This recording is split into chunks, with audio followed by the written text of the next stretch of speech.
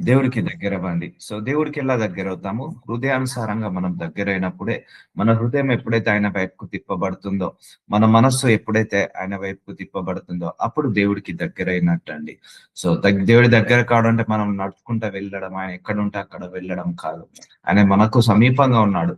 మన హృదయం ఎప్పుడైతే ఆయనను కావాలని కోరుకుంటుందో, మన హృదయంలో ఎప్పుడైతే ఆయనకు స్థానం ఉంటుందో, మనం ఎప్పుడైతే ఆత్మీయంగా బలపడతామో, ఎప్పుడైతే మనం ఇంకా దేవుడితో ప్రార్థన ఎక్కువసేపు చేస్తామో, ఎక్కువసేపు వాక్యం చదువుకుంటామో, అప్పుడు దేవుడికి దగ్గర ఉన్నట్టు సూచన. సో, ఇగ మనము ఈ రోజుతో ఈ సీరీస్ ముగించేస్తున్నానమ్మా. ఏం చెప్పాడు దేవుడు వాటన్నిటిని మర్చిపోకండి. సో, మనము ఆశీర్వాదాలను అడగడం కాదు. ఆశీర్వాదానికి కర్తయిన దేవుణ్ణి అడగడం కోరుకోవాలి.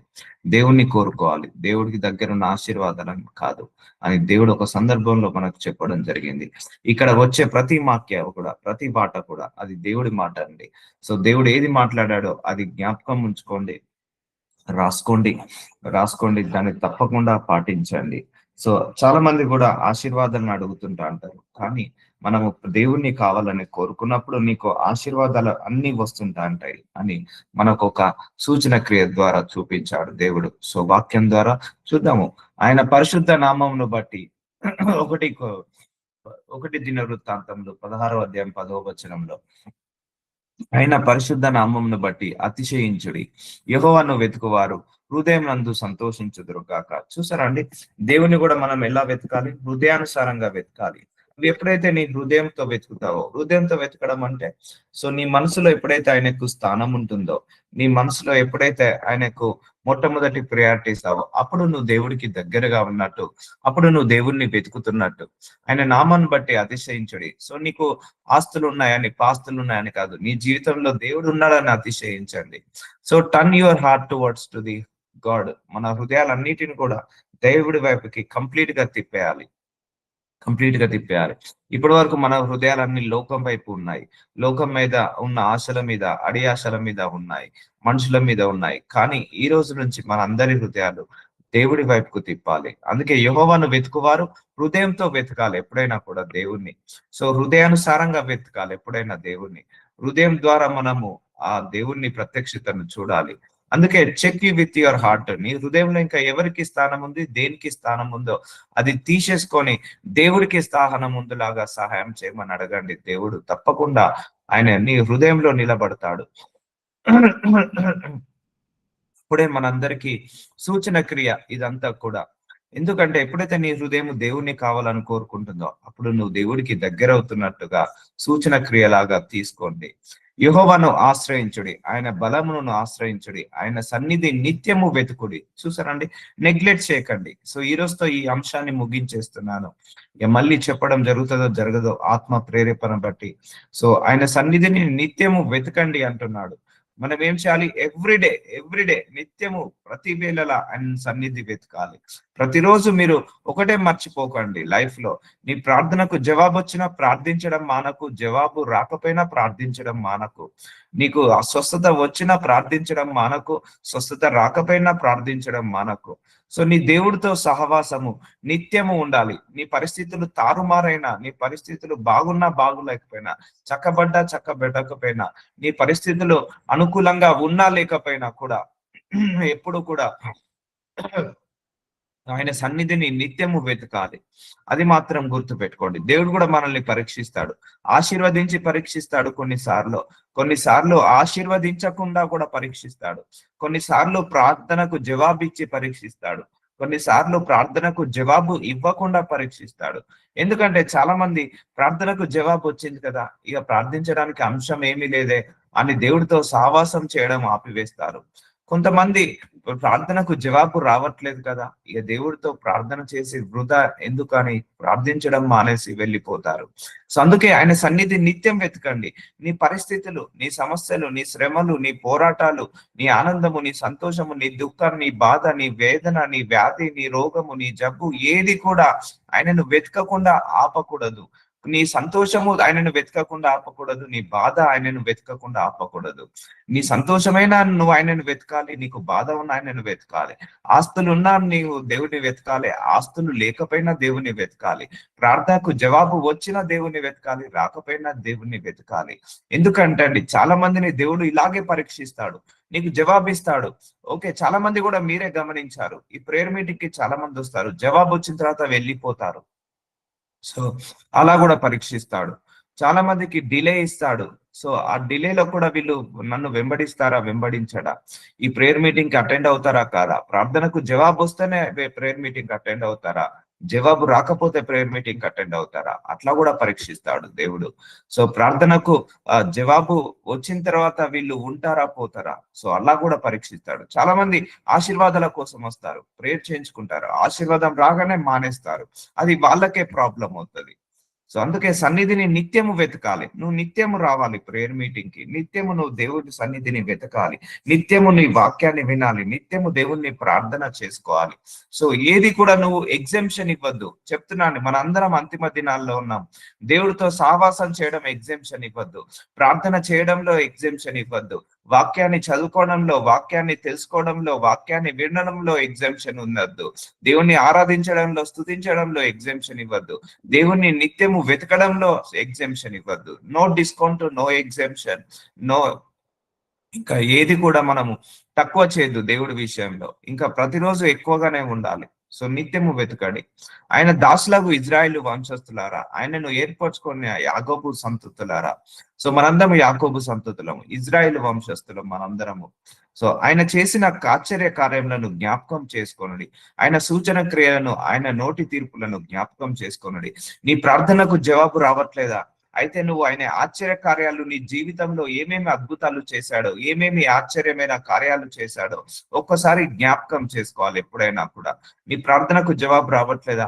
అయ్యా, ఆనాడు, ఆ గడియలో, ఆ సమయంలో నాకు ఆ అద్భుతము, ఆ ఆశ్చర్య కార్యము చేయకపోయి ఉంటే ఈనాడు, ఈ క్షణము, ఈ సమయంలో నేను ఇలా ఉండేవాడిని కాదు ప్రభు అని అడగండి దేవుణ్ణి.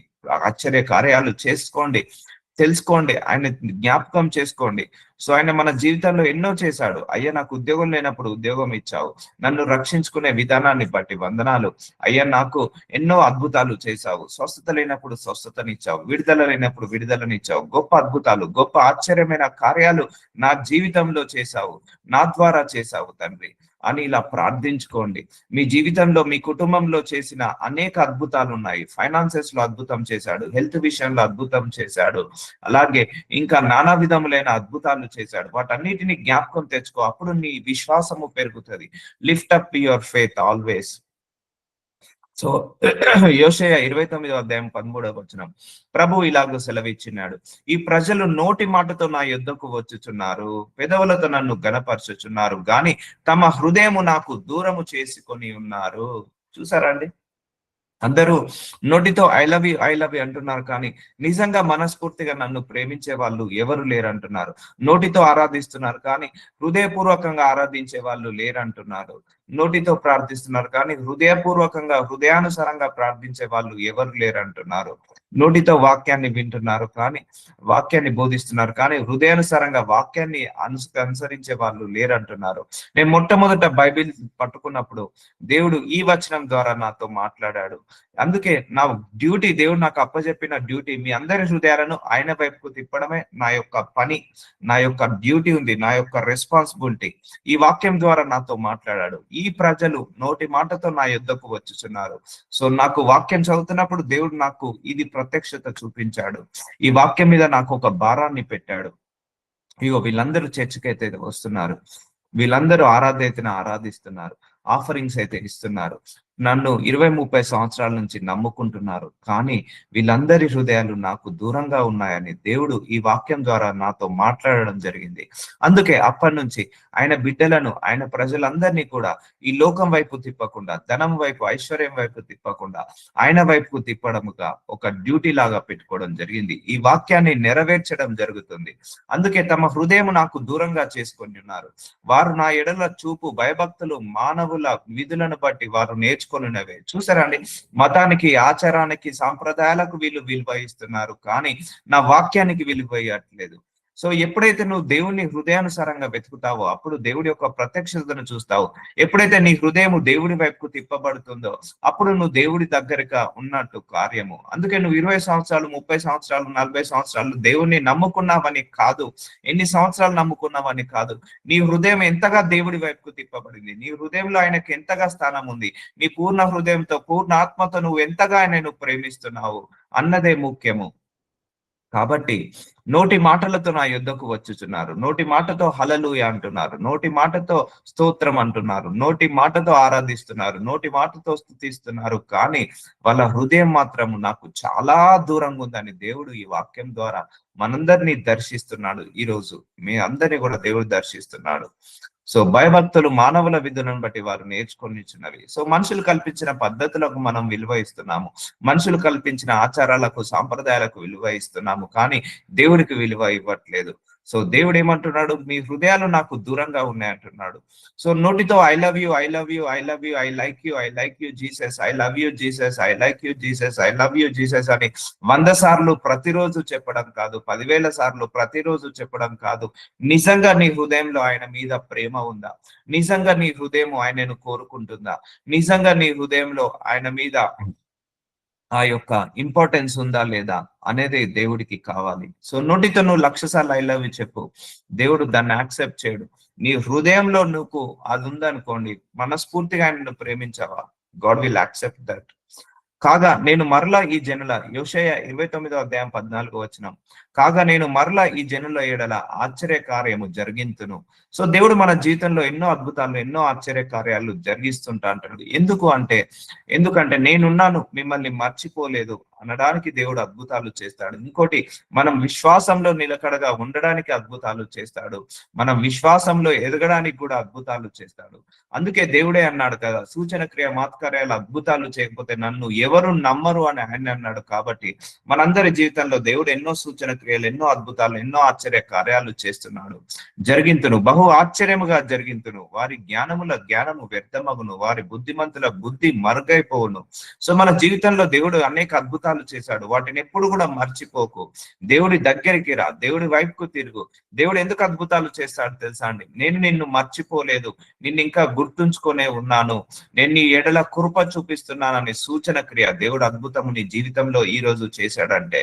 రెండోది, నువ్వు విశ్వాసంలో ఎదగడానికి రెండో సూచన క్రియ దేవుడు నీ జీవితంలో అద్భుతం చేశావంటే. మూడోది, ఆయనను విడవకుండా వెంబడించాలని దేవుడు నీ జీవితంలో అద్భుతము చేశాడు. సో అలాంటి అద్భుతాలన్నీ కూడా నువ్వు జ్ఞాపకం తెచ్చుకో. అందుకే హృదయం మొత్తం ఆయన వైపుకు తిప్పండి అందరూ కూడా. సో ఎస్కేఎల్ 33:31 నా జనులు రాదగిన విధముగా వారు నీ యొద్దకు వచ్చి నా జనులైనట్టుగా నీ ఎదుట కూర్చుండి నీ మాటలు విందురు గాని వాటిని అనుసరించి ప్రవర్తింపరు. చూసారండి, దేవుడు ఏమంటున్నాడు? వాక్యం వినడానికి వస్తారు, వాక్యాన్ని వింటారు, కానీ వాటిని అనుసరించి ప్రవర్తింపరు. చూసారా అండి, దేవుడు అడుగుతున్నాడు, ఎంతమంది మీరు వాక్యం వింటున్నారు శ్రద్ధగా, ఎంతమంది మీరు వాక్యాన్ని యాక్సెప్ట్ చేస్తున్నారు, ఎంతమంది మనస్ఫూర్తిగా ఈ వాక్యానుసారంగా ప్రవర్తిస్తున్నారు. సో వాక్యం వినడం కాదు, వాక్యాన్ని బోధించడం కాదు, వాక్యానుసారంగా ప్రవర్తించే వాళ్ళే నిజమైన ఆశీర్వాదానికి వారసులు అవుతారు. వారు నోటితో ఎంతో ప్రేమ కనపరచుదురు, కానీ వారి హృదయము లాభమును అపేక్షించుచున్నది. చూసారా అండి, నోటితో ప్రేమిస్తున్నారు, నోటితో ఐ లవ్ యూ జీసస్, హల్లెలూయా అంటున్నారు, దేవా నీకు స్తోత్రం అని గట్టిగా ప్రార్థన చేస్తున్నారు, గట్టిగా ఆమీన్ అంటున్నారు, కానీ వాళ్ళ హృదయం మొత్తము లాభమునకు అపేక్షించుచున్నది, అంటే ధనముతో నింపబడి ఉన్నది అని దేవుడు అంటున్నాడు. సో ఎంతమంది మీరు వాక్యాన్ని యాక్సెప్ట్ చేస్తున్నారు, ఎంతమంది వాక్యానుసారంగా నడుస్తున్నారు? నిజంగా 1 వీక్ నుంచి దేవుడు అడుగుతున్నాడు, నా వైపుకు తిరగండి. నిజంగా మీలో ఎంతమంది దేనిని అడగకుండా ఓన్లీ దేవా నువ్వుంటే చాలు అని ఎంతమంది కోరుకున్నారు? నీతో ఇంకా సన్నిహిత్యము కావాలి, నీతో సహవాసం కావాలని ఇంకెంతమంది కోరుకున్నారు? ఎంతమంది ఇంకా లోకంలో ఉన్న ఆశీర్వాదాలను అడుగుతున్నారు? ఎంతమంది యేసయ్యనే కావాలని కోరుకుంటున్నారు? అది మాత్రం మీరు గ్రహించుకోవాలి. సో నీ మాటలు విందురు గాని, చూసారా, నా మాటలు మీరు అందరూ వింటారు కానీ వాటిని అనుసరించి ప్రవర్తింపరు. సో ఎవరో గురించి దేవుడు మాట్లాడుతున్నాడు. ప్రవర్తించండి. ఏ మాటలైతే వింటున్నారో వాటిని ప్రవర్తించండి. వారు నోటితో ఎంతో ప్రేమ కనపరచుదురు కానీ వారి హృదయము లాభమునకు అపేక్షించుచున్నది. దేవుడు మన హృదయాన్ని చూస్తాడండి ఎప్పుడైనా కూడా. ఆశీర్వదించే ముందు మన హృదయాన్ని చూస్తాడు కానీ మన నోటి మాటలను చూడడు. అందుకే నీ హృదయంలో నుంచి రావాలి దేవుడి మీద ప్రేమ. నీ హృదయంలో నుంచి రావాలి దేవుడి మీద ఇష్టము, దేవుడి యొక్క ఆప్యాయత. అంతేకాని దేవుణ్ణి వెంబడిస్తే నాకు ధనం వస్తది, దేవుణ్ణి వెంబడిస్తే అబ్రహాముని ఆశీర్వదించినట్టు ఆశీర్వదిస్తాడు, ఈ దేవుణ్ణి వెంబడిస్తే నాకు గొప్ప ధనవంతుని చేస్తాడు, ఐశ్వర్యవంతుడు చేస్తాడని ఆ లాభము కోసం నువ్వు ఆయనను వెంబడించకు. ఈ దేవుణ్ణి వెంబడిస్తే ఏదో లాభం జరుగుతుందని వెంబడించకు. ఆయనతో డీపర్ రిలేషన్ లో, డీపర్ ఫెలోషిప్ లో ఉండు. ఆటోమేటిక్ గా నీకు లాభాలు జరుగుతాయి. అందుకే చెప్తున్నాడు దేవుడు, హృదయం గురించి మాట్లాడుతున్నాడు, హృదయాన్ని తిప్పమంటున్నాడు. సో మత్తయి సువార్త 10వ అధ్యాయం 8వ వచనంలో, ఈ ప్రజలు తమ పెదవులతో నన్ను ఘనపరుచుదురు కానీ వారి హృదయం నాకు దూరంగా ఉన్నది. ఇది యేసు ప్రభు వారు ఒక వాక్యాన్ని తీసినప్పుడు, ఇంతకుముందు మనం యోషేయ గ్రంథంలో వచ్చిన వాక్యము మళ్ళా యేసు ప్రభు వారికి అదే వాక్యం వచ్చింది. ఏమని వచ్చింది? వీళ్ళు పెదవులతో నన్ను ఘనపరుచుతారు, సో వాళ్ళు మనస్ఫూర్తిగా వాళ్ళు నన్ను దూరంగా పెట్టారు. సో ఎంతమంది ఇప్పుడు ఈరోజు దేవుడు మన అందరిని అడుగుతున్నాడు, ఎంతమంది మీరు ఇంకా నా హృదయాలకు దూరంగా ఉన్నారు? మీ హృదయాలకు నన్ను ఇంకెంతగా దూరం పెట్టారు? నీ హృదయానికి దగ్గరగా ధనం ఉందా, ఐశ్వర్యం ఉందా, నీ కారు ఉందా, నీ బంగ్లాలు ఉందా, నీ జాబ్ ఉందా, నీ ఆస్తి ఉందా, నీ ఐశ్వర్యం ఉందా? ఎవరున్నారు నీకు దగ్గరగా? నన్ను హృదయం మీదకి తీసుకున్నావా లేదా అని ఈరోజు దేవుడు అందరిని అడుగుతున్నాడు. తమ పెద్దలతో నన్ను ఘనపరచుదురు గాని. సో ఇదే జరుగుతుంది ఇక్కడ. దేవుణ్ణి నమ్ముకొని 20-30 సంవత్సరాలు, 5, 10, 20, 30, 40 సంవత్సరాలు అవుతుంది కానీ ఇంకా హృదయం దేవుణ్ణి కావాలని కోరుకోకపోవడం నేను చాలా మందిని చూశాను. ఇన్ని సంవత్సరాలు సహవాసం చేసిన తర్వాత కూడా ఇక దేవుణ్ణి కావాలని ఎందుకు కోరుకోవడం లేదో నాకు అర్థం కావట్లేదు. సో దేవుని హృదయానికి దూరంగా ఉన్నదట. సో ఇంకా మనందరి హృదయాలు ఆయనకు దూరంగా ఉన్నది. సో మనందరము ఇది హృదయంలో ఆయనకు మొట్టమొదటి స్థానం ఇవ్వాలి. అందుకు ఆయన వారితో ఇలాగా చెప్పాను, ఈ ప్రజలు పెదవులతో నన్ను ఘనపరచుదురు కానీ వారి హృదయం నాకు దూరంగా ఉన్నది. మార్కు సువార్త 7వ అధ్యాయం చూసారండి. ఇదే వచనము బైబిల్లో 3 సార్లు రాయబడింది. యోషేయ గ్రంథంలో, మత్తయి సువార్త గ్రంథంలో, మార్కు సువార్త గ్రంథంలో 3 సార్లు దేవుడు ఇక్కడ రాశాడు అంటే ఇది త్రిబుల్ కన్ఫర్మేషన్. సో దేవుడు ఎంతగా కావాలని కోరుకుంటున్నాడో చూడండి. ఈ పెదవులతో నన్ను ఘనపరచుదురు. సో నువ్వు ఎంతగా గట్టిగా ప్రార్థన చేస్తున్నావు, గట్టిగా ఆరాధిస్తున్నావు, గట్టిగా స్తుతిస్తున్నావు కాదు, నీ హృదయంలో ఎంత ఇంపార్టెన్స్ దేవుడికి ఉంది, ఎంత ఇంపార్టెన్స్ నీ హృదయం ఆయన వైపు ఎంతగా తట్టుగా తిరిగి ఉంది అనేది కావాలి. సో అంతే, నీ హృదయంలో ఆయన స్థానం ఎంత ఉన్నదా ఇంపార్టెంట్. వారి హృదయం నాకు దూరంగా ఉన్నది. సో డిస్టెన్స్ మెయింటైన్ చేస్తున్నారు హృదయపూర్వకంగా అని దేవుడు అంటున్నాడు ఈరోజు. సో చూద్దాము. సో ఇంత గొప్ప వచనాలు దేవుడు మనందరికి ఇచ్చాడు కాబట్టి మారుదాము ఇప్పటికైనా కూడా. నిజంగా చెప్తున్నా, మీరు అయ్యా నాకు నీతో లోతైన సహవాసం కావాలి, నీతో లోతైన సంబంధం కావాలి, మిమ్మల్ని లోతుగా తెలుసుకునే హృదయాన్ని, లోతుగా తెలుసుకునే మనస్సుని, లోతుగా తెలుసుకునే ఆలోచనలను నాకు దయచేయనైనా అని అడగండి. దేవుణ్ణి తప్పకుండా ఇస్తాడు. ఆయనను హృదయపూర్వకంగా వెతికే వాళ్ళందరికీ కూడా ఆయన ఎప్పుడు కూడా ప్రత్యక్షమవుతాడు. ఆయనను హృదయపూర్వకంగా కోరుకునే వాళ్ళని ఎప్పుడు కూడా ఆయన దూరంగా ఉండడు, ఆయన సమీపంగా ఉంటాడు. సో ఈరోజు చెక్ విత్ యువర్ హార్ట్, నీ హృదయాన్ని చెక్ చేసుకోండి. ఇంకా నువ్వు ఎవరిని కోరుకుంటున్నావు, ఇంకా నువ్వు దేన్ని కోరుకుంటున్నావు, ఇంకా నువ్వు ఎంతకాలము నువ్వు దేవుడికి దూరంగా ఉంటావు. హృదయానుసారంగా ఆయనను వెంబడించు, హృదయానుసారంగా ఆయనను ప్రేమించు, హృదయానుసారంగా ఆయనను సేవించు, హృదయానుసారంగా ఆయన వాక్యాన్ని విను, హృదయానుసారంగా ఆయన వాక్యాన్ని అనుసరించు. నీ మనస్సు మీదికి ఆయనను తీసుకో, నీ మనసు లోపలికి ఆయనను తీసుకో. అప్పుడు దేవుడి యొక్క ప్రత్యక్షతను చూస్తావు. అయితే కోరుకుంటున్నాడు చూసారండి. సో వారి హృదయం నాకు దూరంగా ఉన్నది అంటున్నాడు కానీ వాళ్ళ డబ్బులు నాకు దూరంగా ఉన్నాయి, వాళ్ళ ఆఫరింగ్స్ నాకు దూరంగా ఉన్నాయి అని అంటున్నాడా? అనట్లేదే. వాళ్ళ ఆస్తిపాస్తులు దూరంగా ఉన్నాయి అంటున్నాడా? అనట్లేదే. God is looking for only place in your heart. అంతే, నీ హృదయంలో ఆయన స్థానాన్ని మాత్రం కోరుకుంటున్నాడండి. అంతేకాని నువ్వు నెల క్రమం తప్పకుండా వాక్యాన్ని చదువుకుంటున్నావు, వింటున్నావు, కానీ నీ హృదయం ఇంకా దూరంగానే ఉంది. సో ఆ దూరాన్ని తీసేసుకో. దేవుడికి దగ్గర కాక, హృదయానుసారంగా దగ్గర కా. వారి మానవులు కల్పించిన పద్ధతులు, సో మనుషులు కల్పించిన పద్ధతులకు, మనుషులు కల్పించిన ఆచారాలకు, సంప్రదాయాలకు విలువిస్తున్నారే కానీ నా వాక్యానికి నాకు ఎవరు విలువివ్వరు. దేవోపదేశములని బోధించుచున్న నన్ను వ్యర్థముగా ఆరాధించుదురు అని రాయబడినట్టు వేషధారులైన మిమ్మును గూర్చి యోషయ ప్రవచించినది సరియే. చూసా, యోషయ ప్రవక్త ఆల్రెడీ ప్రవచించాడు. సో వీళ్ళందరూ కూడా దేవుణ్ణి మనస్ఫూర్తిగా తీసుకోవట్లేదు. మనుషులు కల్పించిన ఆచారాలు, ఆ ఉప్పు తీపేయడాన్ని ప్రేమిస్తున్నారు, లేకపోతే ఆ తాడు కట్టుకోవడాన్ని ప్రేమిస్తున్నారు, ఇష్టపడుతున్నారు, లేకపోతే ఆ వాక్యము కూర్చొనే చెప్పొద్దు, నిలబడి చెప్పాలి. సో ఇలాంటి మనుషులు కల్పించిన ఆచారాలు, బైబిల్ పట్టుకునే వాక్యం చెప్పాలి, ఇవన్నీ ఆచారాలు, మనుషులు కల్పించిన ఆచారాలు. వీటిని బట్టే వీళ్ళు తీర్పు తీరుస్తున్నారే కానీ ఎవరు ఆ హృదయాన్ని దగ్గరగా తీసుకోవట్లేదు, హృదయానుసారంగా నడవట్లేదు. ఎంతసేపు బొట్టు పెట్టుకోలేదు, టిక్లీ పెట్టుకోలేదు, తెల్ల చీర కట్టుకోలేదు, లేకపోతే నల్ల చీర కట్టుకోలేదు, లేకపోతే షూలు వేసుకున్నారు, చెప్పులు వేసుకున్నారు, అన్ని ఇవే పైన రూపాన్ని. అంతేకాని మనస్ఫూర్తిగా ఎవరు కూడా దేవుణ్ణి ఇష్టపడట్లేదు అని అంటున్నాడు. ఈవెన్ నా హృదయం కూడా ఇంకా దేవుడికి దూరంగా ఉంది. ఇంకా నేను ప్రతిరోజు కూడా ఫైట్ చేస్తున్నా దేవుడి దగ్గరికి రావాలని, దేవుడి వైపుకు తిరగాలని. సరిపోవట్లేదు, ఫైట్ చేస్తున్నా, ఇంకా నేను పోరాడుతున్నా, ఇంకా ఉపవాసం ఉంటున్నా, ఇంకా నల్లగొట్టుకుంటున్నా ఆ దేవుడి వైపుకు తిప్పబడాలని.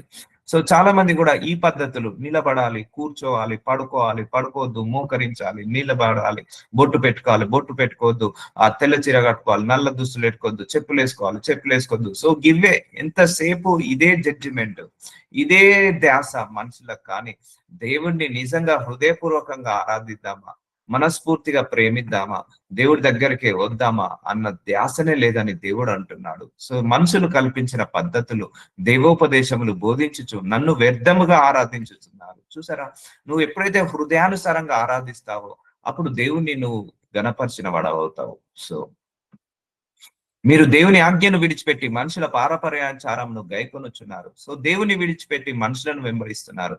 దేవుడి ఆజ్ఞలను, శాసనాలను, కట్టడాలను విడిచిపెట్టి మనుషుల పారపర్యాచారాన్ని గైకొనుచున్నారు, వాటిని తెలుసుకుంటున్నారు, మనుషులను వెంబడిస్తున్నారు కానీ దేవుని వెంబడించట్లేదు. మనుషులు చెప్పిన ఆ కల్పన కథలను ఇస్తున్నారు, వాళ్ళ మీద వీడియో చేసి వాళ్ళను తిట్టా, వీళ్ళను విమర్శించా, వాళ్ళను చేసా, ఇది చేసా, ఇదే ఎంతసేపు జిమ్ పోవద్దని, లేకపోతే అది చేయొద్దని, ఇది చేయొద్దని, లేకపోతే ఆ కూర్చోవద్దని, నిలబడొద్దని, ఇవే ఎంతసేపు. ఇవన్నీ కాదు. ఎవరైనా నా ఆజ్ఞను వింటున్నారా? ఎవరైనా నా శాసనాలను పెడుతున్నారా?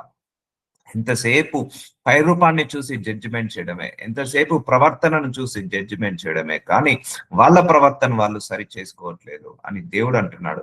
ఫస్ట్ నా ఆజ్ఞలను మరవకండి అంటున్నాడు.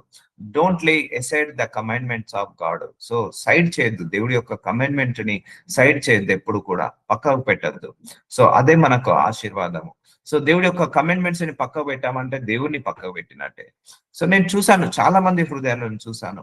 సో ఇంకా there far away from God, ఇంకా లోకానుసారమైన బ్రతుకు, లోకానుసారమైన జీవితము, లోకానుసారమైన ఆలోచనలు, లోకానుసారమైన తలంపులు, లోకానుసారమైన పద్ధతులు, ఆచారాలు, లోకానుసారమైన ఇష్టాలు, కోరికలు, ఇదే జరుగుతున్నాయి కానీ నన్ను మనస్ఫూర్తిగా ఎవరు ప్రేమించట్లేదని అంటున్నాడు. మరి ఆయన మీరు పారంపర్యాచారంను గైకొనుటకు దేవుని ఆజ్ఞను బొత్తిగా నిరాకరించుతారు. చూసారా, దేవుణ్ణి నిరాకరిస్తున్నారు, దేవుడికి దూరం అవుతున్నారు. మనుషులు కల్పించిన పద్ధతులను, సాంప్రదాయాలకు, ఆచారాలకు మాత్రము మీరు విలువ ఇస్తున్నారు కానీ హృదయపూర్వకంగా నన్ను ప్రేమించట్లేదు, హృదయపూర్వకంగా నన్ను ఆజ్ఞ ఇవ్వట్లేదు. సో దేవుని ఆజ్ఞ ఏంటిదండి?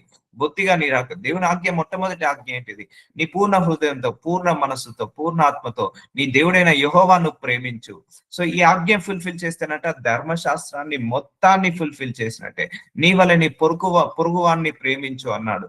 ఈ ఆజ్ఞను ఫుల్ఫిల్ చేస్తే మొత్తాన్ని ప్రేమించు, మొత్తం ధర్మశాస్త్రం మొత్తాన్ని నెరవేర్చినట్టే. ఈ ఆజ్ఞలను వదిలేసి ఎంతసేపు అది చేయలేదు, ఇది చేయలేదు, నిలబడ్డాడు, కూర్చున్నాడు, పడుకున్నాడు, మోకరించలేదు, బొట్టు పెట్టుకున్నారు, టిక్లీ పెట్టుకున్నారు, లేకపోతే అది వేశారు, ఇది వేశారు, కోట్ వేసుకున్నాడు, సూట్ వేసుకున్నాడు, షూస్ వేసుకున్నాడు, నిలబడి చెప్తున్నాడు, కూర్చొని చెప్పట్లేదు. సో ఇవన్నీ కూడా వీటికి ఎక్కువగా ఇంపార్టెన్స్ ఇస్తున్నారు కానీ నా ఆజ్ఞలు ఇవన్నీ పక్క పెట్టేసాయి. నువ్వు ఏ డ్రెస్ అయినా వేసుకో, ఏ టిక్లీ అయినా పెట్టుకో, లేకపోతే ఏ హెయిర్ బ్యాండ్ అయినా వేసుకో, ఏ డ్రెస్ అయినా వేసుకో, ఏ షూ అయినా వేసుకో. ఇది కాదు దేవుడు చూసేది. నువ్వు ఆయనను పూర్ణ మనసుతో పూర్ణ హృదయంతో ప్రేమిస్తున్నావా, నీ వల్లే నీ పొరుగు అన్ని ప్రేమిస్తున్నావా? ఈ 2 ఆజ్ఞలను మాత్రం ఆయన పర్టికులర్ గా చూస్తున్నాడు. ఈ 2 చేసినప్పుడు నువ్వు యేసు నామంలో మొత్తం అన్ని నీ బైబిల్లో ఉన్న 1000 కమెండ్మెంట్స్, 10,000 కమెండ్మెంట్స్ అన్నిటిని కూడా ఫుల్ఫిల్ చేసినట్టు. వీటన్నిటిని వదిలేసి నువ్వు దాన్ని చేయట్లేదు, దీన్ని చేయట్లేదు, అది చూడట్లేదు, ఇది చూడట్లేదు, దీన్ని నువ్వు పట్టించుకుంటున్నావు. మనుషులందరూ కూడా దీని వెంబడిపోతున్నారు, ఆజ్ఞల వెంబడిపోవట్లేదని దేవుడు అంటున్నాడు. చూసారా అండి, నీ హృదయం ఎప్పుడు దేవుడి వైపు తిప్పబడుతుంది తెలుసా? ఆయన ఆజ్ఞలను ఫుల్ఫిల్ చేస్తున్నప్పుడే నీ హృదయం ఆయన వైపుకు తిప్పబడుతుంది. సో నువ్వు దేవుడి వాక్యాన్ని రిజెక్ట్ చేస్తున్నావు, అయితే నీ హృదయం దేవుడికి దూరంగా ఉన్నట్టే. నువ్వు దేవుడి వాక్యాన్ని నెరవేరుస్తున్నావు, అయితే నీ హృదయం ఆయనకు దగ్గరగా ఉన్నట్టే.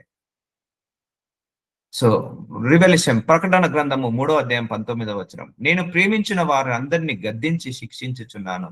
సో దేవుడు మనందరినీ ప్రేమిస్తున్నాడు, కొన్నిసార్లు మనల్ని గద్దిస్తాడు, శిక్షిస్తాడు. గనక నీవు ఆసక్తి కలిగి మారు మనస్సు పొందుము. సో దేవుడు మనందరినీ కూడా ఆసక్తితో మారు మనస్సు పొందమంటున్నాడు. అందుకే దేవుడు నీకో కష్టం పెట్టాడు, నీకో బాధ పెట్టాడు, నీకో ఒక ఇరుకు పెట్టాడు, ఇబ్బంది పెట్టాడు. ఎందుకంటే నువ్వు ఆయన వైపుకు తిరగాలని. ఆయన నిన్ను గద్దిస్తున్నాడు, నిన్ను శిక్షిస్తున్నాడు. మనందరినీ కూడా ఆసక్తితో మారు మనస్సు పొందమంటున్నాడు. సో ఇదిగో నేను తలుపు నొద్ద నిలిచి ఉండి తట్టుచున్నాను. సో హృదయం అనే తలుపు దగ్గర ఆయన నిలబడి తట్టుచున్నాడట.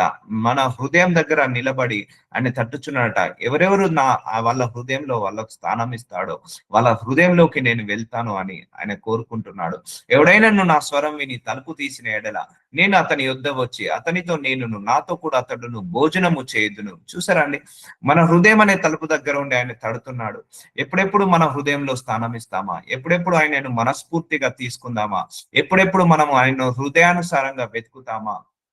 ఆయన వెతుకుతున్నాడు. అప్పుడు ఆయన మనతో కలిసి, మనం ఆయనతో కలిసి జీవిస్తాము. సో ఒకటే గుర్తుపెట్టుకోండి, మనందరం కూడా ఆయనతో సహజీవనం చేయాలి, సహవాసము చేయాలి.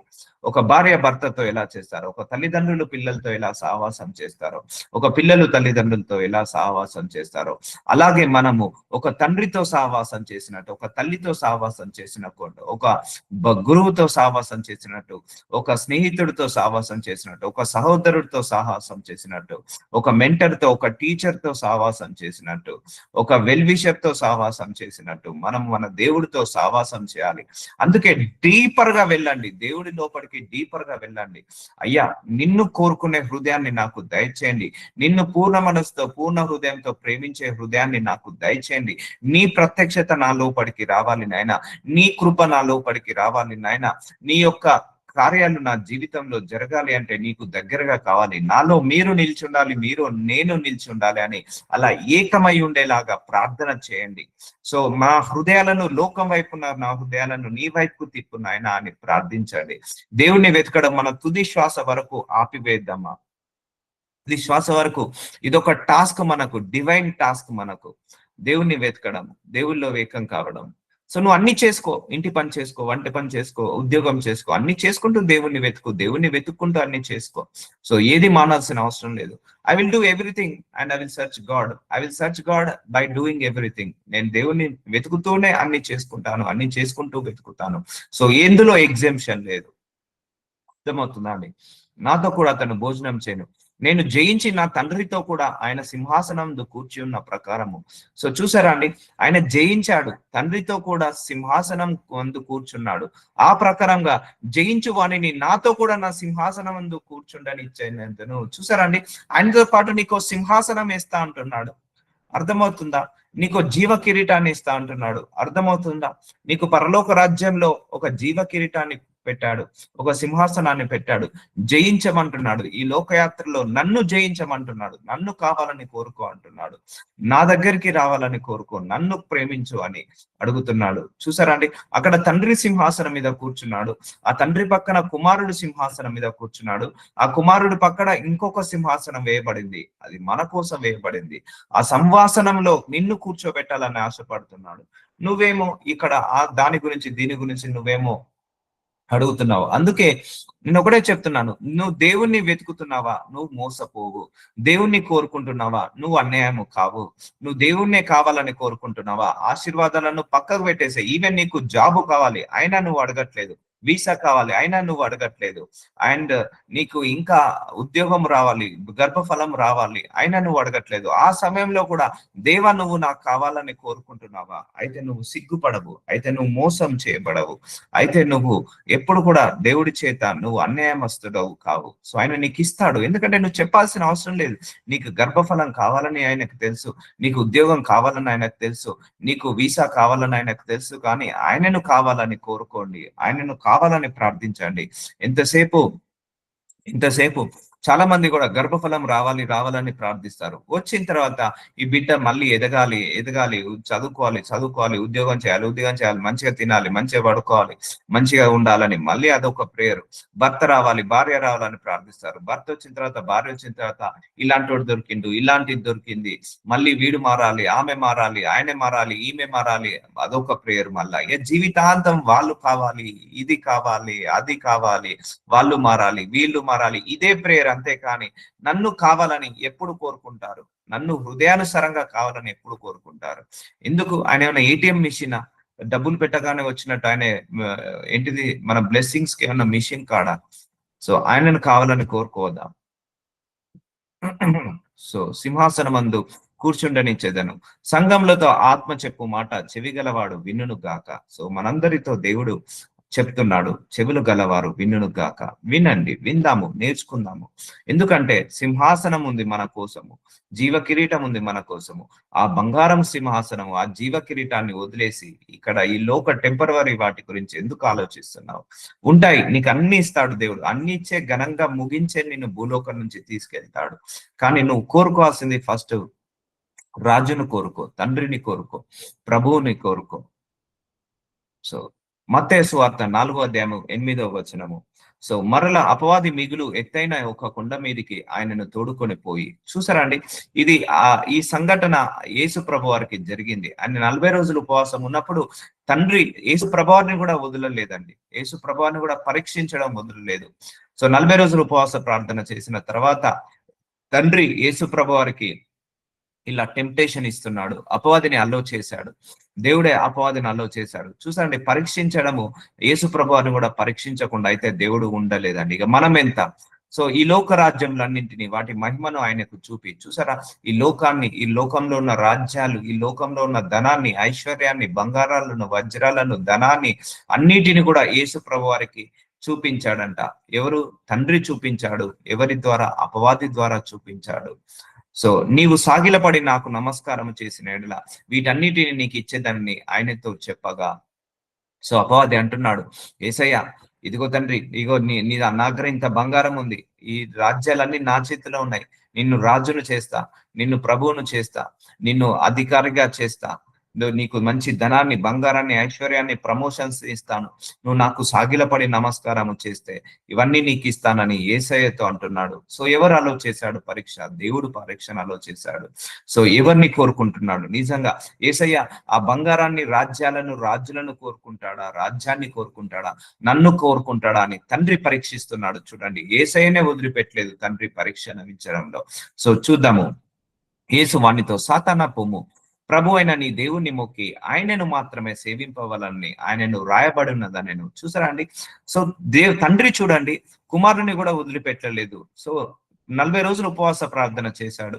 సో వాక్యానుసారంగా బ్రతికాడు. సో వాక్యంలో ఎదిగాడు, ఆత్మలో ఆత్మీయంగా ఎదిగాడు. సో పరీక్షించాడు. ఈ యేసు ప్రభు వారు, నా కుమారుడు నన్ను కావాలని కోరుకుంటున్నాడా? ఈ లోకంలో ఉన్నాడు కదా, మేబీ లోకానికి ఇష్టపడుతున్నాడా? నన్ను ఇష్టపడుతున్నాడా?